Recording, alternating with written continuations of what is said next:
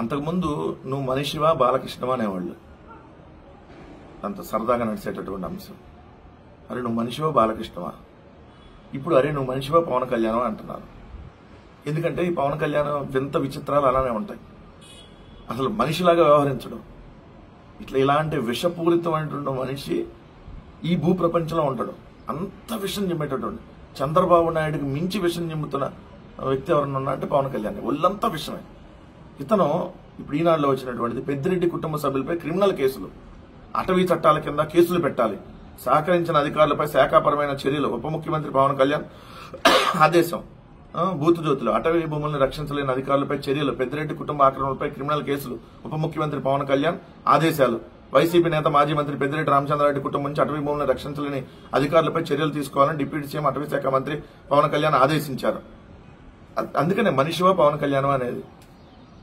Already అనేక సందర్భాల్లో అనేక ప్రభుత్వాలు పెద్దిరెడ్డి రామచంద్రారెడ్డి గారికి సంబంధించి అవి అటవీ భూములు కాదు, వాళ్ళు రైతుల దగ్గర నుంచి కొనుగోలు చేసినటువంటి భూములు, అది ఆయన కుటుంబ సభ్యులకు సంబంధించినటువంటి భూములు, ఒక్క అటవీ శాఖకు సంబంధించినటువంటి ఒక్క సెంటు కూడా ఆయన ఆక్రమించలేదు, దానికి ఆయనకి సంబంధం లేదు అని చెప్పి కోర్టు తీర్పులు ఇచ్చిన, అనేక సందర్భాల్లో తీర్పులు ఇచ్చిన నువ్వు మనిషివి కాదు కదా, అందుకనే మళ్ళీ ఆదేశించావంట.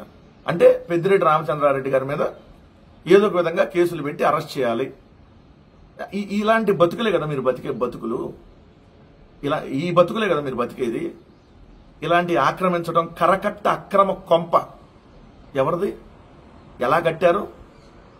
నువ్వు కూడా మంగళగిరి ఆఫీసులో భూములకు సంబంధించి, నువ్వు మంగళగిరి నీ పార్టీ ఆఫీసుకు సంబంధించి కూడా ఆల్రెడీ కోర్టులో కేసు ఉండగానే నువ్వు ఆ భూములను కొనుగోలు చేసావు. ఎట్టా కొనుగోలు చేసావు? మనిషి అయితే కొనుగోలు చేయవు కదా, మరి ఎలా కొనుగోలు చేసావు పవన్ కళ్యాణ్? ఎంత దారుణం అంటే ప్రతిరోజు వైఎస్ఆర్ కాంగ్రెస్ పార్టీ మీద బుర్ర జల్లేటటువంటి కార్యక్రమం. ఈయనకి అడ్డదారిలో ఏదో ఒక విధంగా ఎమ్మెల్యే అయిపోయి ఉప ముఖ్యమంత్రి అయిపోయాడు. ఆ వార్డు మెంబర్గా కూడా పనికిరానటువంటి వ్యక్తి డైరెక్ట్ గా ఉప ముఖ్యమంత్రి అయిపోతే ఇలాంటివే ఉంటాయి. అందుకనే మనిషివా పవన్ కళ్యాణ్ అనేది. పెద్దిరెడ్డి రామచంద్రారెడ్డి గారు 100 సార్లు ప్రతిసారి చెప్పారు, ఇదిగో విత్ డాక్యుమెంట్ చూపించి, కోర్టులు ఇచ్చిన తీర్పులు చూపించి, బాబు మనుషులు జాగ్రత్తగా వినండి, మనిషి పుట్టక పుట్టినాలకే చెప్తున్నా, వేరే పుట్టక పుట్టినాలకు మనం చెప్పలేం కాబట్టి ఆయన విత్ ప్రూఫ్ చూపించి ఇది అటవీ భూమి కాదయ్యా బాబు, కోర్టులు తీర్పిచ్చి చూడండి అని చెప్పినా మళ్ళీ అంట అధికారులను ఆదేశించి కేసులు పెట్టమని చెప్పాడంట. మరి ఇలాంటి వ్యక్తిని ఏం చేయాలి మీరే చెప్పండి. చంద్రబాబు నాయుడు ఆదేశిస్తాడు, వాచ్ డాగ్ లాగా పవన్ కళ్యాణ్ ఏదైతే పాటిస్తాడు ఇదే కదా. పెద్దిరెడ్డి రామచంద్రారెడ్డి గారి మీద కేసులు పెట్టేయండి అని చెప్పి చంద్రబాబు నాయుడు చెప్పంగానే ఈయన ఉస్కో అనగా నేను పరిగెత్తిపోయి కేసులు. మీ బతుకులు ఇంకా మారవు. ప్రతిరోజు ఇలానే బురద జల్లుతూ ఉంటారు. ఎంతగా రోజు విషం చిమ్ముతున్నారంటే రోజు పెరిగిపోతా ఉంది విషయం అనేది, చిమ్మే విషయం. చంద్రబాబు నాయుడు గారు వార్త కంపల్సరీగా ఉంటుంది కదా, ఎందుకంటే ఆయన ఆంధ్రప్రదేశ్ రాష్ట్ర ముఖ్యమంత్రి. ఒకవేళ ముఖ్యమంత్రి కాకపోయినా ఈనాడు ఆంధ్రజ్యోతి దినపత్రికలకి అనఫిషియల్ ఓనర్ కాబట్టి ఆయన వార్త ఖచ్చితంగా ఉంటుంది. 3 నెలల్లోగా ఏఐ ఆధారిత పన్నుల వ్యవస్థ. ఏఐ అంటే అర్థం కాలేదా? అదే అండి బాబు, ఆర్టిఫిషియల్ ఇంటెలిజెన్స్ ఆధారిత పన్నుల వ్యవస్థ. చంద్రబాబు నాయుడు గారి స్టేట్మెంట్లు అట్టానే ఉంటాయి కదా. ఏమైందయ్యా సూపర్ 6 అంటే నేను ఏఐ టెక్నాలజీ తెస్తున్నా అంటాడు. ఏమైందయ్యా ఆంధ్రప్రదేశ్ రాష్ట్రాల్లో మీరు ఇస్తానన్నటువంటి ప్రామిసెస్ ఏమైందంటే 143 హామీలు కదా, ఏఐతో నేను నెరవేరుస్తా అంటాడు. అంతకుముందు ఐటీ నేనే కనిపెట్టా, సెల్ ఫోన్ నేనే కనిపెట్టా, హైదరాబాద్ ప్రపంచ పట్ల నేనే కనిపెట్టా, ఇప్పుడు ఏఐ టెక్నాలజీ కూడా నేనే కనిపెట్టా, ఏఐ ఆధారిత పన్నుల వ్యవస్థ అంటాడు. ఆదాయం పెంపునకు 30 ఏళ్ల ఫలితాల ఆధారంగా ప్రణాళికలు. అంతర్జాతీయంగా ఎర్రచందన విక్రయాలపై కమిటీ. ఆదాయార్జన శాఖల సమీక్షలో సీఎం చంద్రబాబు ఆదేశాలు. 1,34,000 కోట్ల రాబడి లక్ష్యం. వాణిజ్య పన్నులు, ఎక్సైజు, స్టాంప్ అండ్ రిజిస్ట్రేషన్, గనులు, అటవీ ఇలా అన్ని రకాల ఆదాయాలు కలిపి 1,34,208 కోట్లు ఆర్జించాలని చెప్పి లక్ష్యంగా పెట్టుకున్నారు. కొత్త ఎక్సైజ్ పాలసీతో పెరిగిన ఆదాయం ఎందుకు పెరగదు? ఊరు వాడ మద్యం ఏరులై పారిస్తా ఉంటే టార్గెట్ ఇచ్చారు కదా.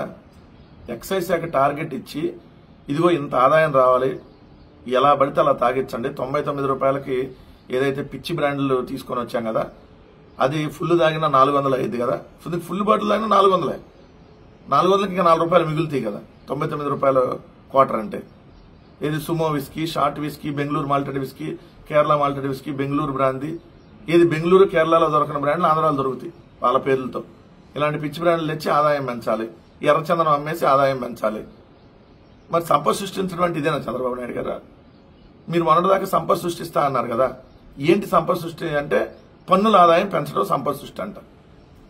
ఇది వాణిజ్య పన్నులు పెంచడం సంపద సృష్టి, ఎక్సైజ్ సంబంధించినటువంటిది విచ్చలవిడిగా మద్యం తాగించి దాని ద్వారా వచ్చే ఆదాయంతో సంపద సృష్టి, స్టాంప్ అండ్ రిజిస్ట్రేషన్లు ఏదైతే వాళ్ళ ఫీజులు పెంచేసి జనాల మీద ఎత్తిన భారం వేసేసి సంపద సృష్టించడం, ఇది చంద్రబాబు నాయుడు గారు. అయితే అటవీ భూములు ఇంకో భూములను తాకట్టు పెట్టేసి గనుల శాఖను ఆల్రెడీ తాకట్టు పెట్టారు, పెట్టి 9,000 కోట్లు తీసుకొని వస్తున్నారు. అదే సంపద సృష్టి. సంపద సృష్టి ఏంటంటే అమ్మేయటం, లేదంటే విచ్చలవిడిగా మద్యాన్ని ఏర్లై పారించి ఏదైతే సంపద సృష్టించడం. ఇదే చంద్రబాబు నాయుడు గారు. ఇదేనా ఏఐ టెక్నాలజీతో 3 నెలల్లో మీరు చేసేటటువంటి అద్భుతం? సిగ్గుండాలి ముఖ్యమంత్రి గారు. అంటే మీకు లేదనుకోండి, బట్ ఎప్పుడన్నా వస్తుందేమో అని చెప్పి మేమైతే చెప్పాలి కదా మీకు. ఇలా ఆంధ్రప్రదేశ్ రాష్ట్ర ముఖ్యమంత్రి రోజు రోజుకి వ్యవహరిస్తున్నటువంటి వింత విచిత్రమైనటువంటి ధోరణి, మరోసారి ప్రజలపై పన్నుల భారం అయిపోతున్నా అని చెప్పి డైరెక్ట్ గానే టార్గెట్ గా చంద్రబాబు నాయుడు గారు అన్ని పెంచబోతా ఉన్నాడు, అన్ని రేట్లు పెరగబోతా ఉన్నాయి, ప్రజల నెత్తిన మరోసారి భారం పడబోతా ఉందనేది మరోసారి స్పష్టంగా కనపడింది. ఇంకో వార్త, కాంగ్రెస్ నేత హత్య కేసులో ఎమ్మెల్యే గుమ్మనూరు సోదరుడు అరెస్ట్. కాంగ్రెస్ నాయకుడు హత్య కేసులో గుంతకల్ ఎమ్మెల్యే గుమ్మనూరు జయరాం సోదరుడు టీడీపీ నాయకుడు గుమ్మనూరు నారాయణను పోలీసులు అరెస్ట్ చేశారు.